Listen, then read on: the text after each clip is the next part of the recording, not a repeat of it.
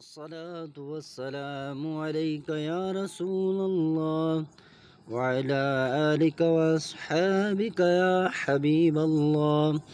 الصلاة والسلام عليك يا نبي الله وعلى آلك وأصحابك يا نور الله. السلام علیکم ورحمۃ اللہ وبرکاتہ.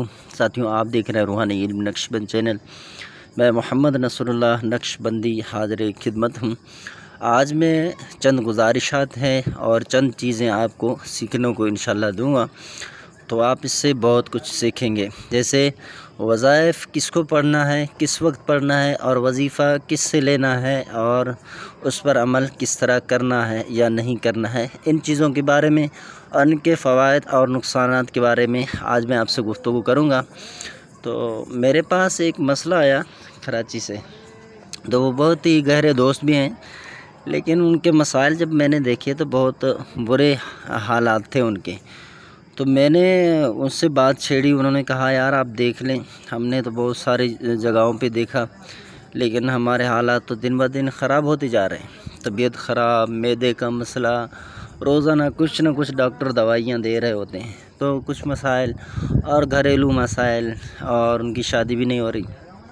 تو جب میں نے دیکھا، پھر میں نے ان کو کہا کہ آپ کو کسی نے وظیفہ دیا ہے، آپ نے پڑھا ہے؟ کہتے ہاں. میرے گھر میں مسائل تھے، تو مجھے کسی مدنی بھائی نے وہ یا قہارو اس کا عمل دیا ہے. 11 تسبیح روزانہ پڑھنے کو مجھے کہا ہے، اور کہا کہ یہ 91 دن تک آپ نے کرنا ہے. روزانہ 11 تسبیحیں پڑھنے ہیں. آپ نے رات کو بالٹی میں یا ٹب وغیرہ میں پانی ڈال کے آپ نے اس کے اندر پاؤں کو ڈال دینا ہے. پھر آپ پڑھیں گے اور ڈریں نہیں. اس طرح یہ ہوگا کہ آپ کے گھر کے اندر جو چیزیں ہیں وہ پانی میں اتریں گے.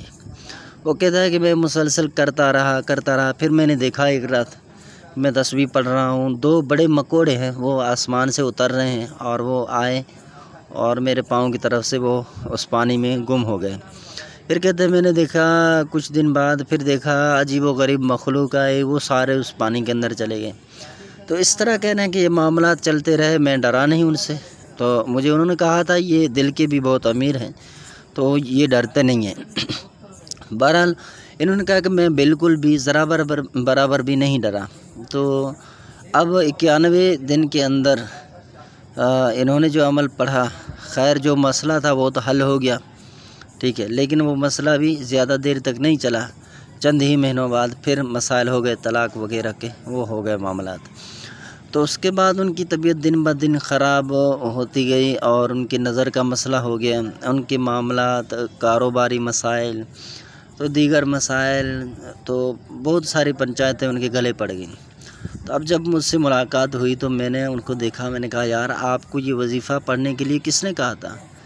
تو یہ وظائف ایسے نہیں پڑھے جاتے، آپ کو کسی نے کہہ دیا. اب تو اس کے پیچھے تو وہ باقاعدہ ایک موکل لگ گیا. وہ کہہ رہا ہے کہ میں دیکھ رہا تھا اس کو، ایک بندے کو، وہ بندے کی صورت میں آتا، مجھے چماٹ مار کے بھاگ جاتا، اور میں جہاں بھی جاتا مجھ سے پہلے وہ وہاں پہ کھڑا ہوتا تھا. تو گھر میں جاؤں باہر جاؤں، تو اس طرح ان کے مسائل تھے. تو ان کے گلے میں کچھ تعویذ تھی، وہ بھی میں نے اتروا دیے. بفضل ہی تعالیٰ میں نے ان کا علاج کیا ان کے لیے.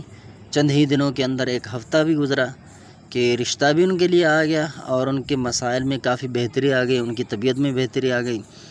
تو یہ اس طرح اگر کوئی آپ کو وظیفہ عامل اٹھا کے دیتا ہے نا، آپ اس کو پڑھیں. جو اتنا سخت ہو، آپ جانتے ہیں کہ یا قہارو یہ کتنا سخت عمل ہے. حالانکہ میں خود اس کا عامل ہوں، یا قابض ہوں یا قہارو کا. میں نے کسی کو آج تک نہیں دیا یہ عمل، کہ ہم جانتے ہیں ان کے اثرات کبھی جلالی ہوتے ہیں عملیات. تو پرہیز ہم کو بتاتے نہیں ہیں. جب وہ سارے شرائط ان میں ہوتے نہیں ہیں، ہر بندہ ان کو کر نہیں سکتا ہے. تو آپ بھی خدا را اس طرح یوٹیوب سے اٹھا کر یا کوئی بندے کے کہنے پہ نہ لگیں. اگر آپ نے اس طرح کیا ہے، ماضی میں آپ سے غلطی ہو چکی ہے، تو ہم سے رجوع کریں یا کسی صحیح عامل سے رجوع کریں جو آپ کا علاج کرے، اور اس طرح کی موذی چیزوں سے آپ کا جان چھڑائے، اور آپ کے جو مسائل ہیں وہ حل ہو جائیں. میں صحیح بتا رہا ہوں. آپ کے جب مسائل حل ہوں گے نا، تو آپ کی جو رکاوٹیں ہیں رزق میں، روزی میں، شادی میں، جو بھی چیزیں ہیں وہ سارے خود بخود حل ہو جائیں گے. جب آپ اس چیز کو اٹھا ہی نہیں رہے ہیں، آپ کے اوپر معاملات ہیں، موکلات کے معاملات ہیں، کچھ معاملات ہیں، جب وہ اٹھیں گے ہی نہیں، تو تو آپ کے معاملات دن بدن خراب ہوں گے، تو آپ نے سب سے پہلے اس کا علاج کروانا ہے. علاج کروائیں گے انشاءاللہ خود بخود آپ صحیح ہو جائیں گے. تو یہ آج کا ہمارا درس تھا، امید ہے آپ اس پر عمل کریں گے. السلام علیکم ورحمۃ اللہ وبرکاتہ.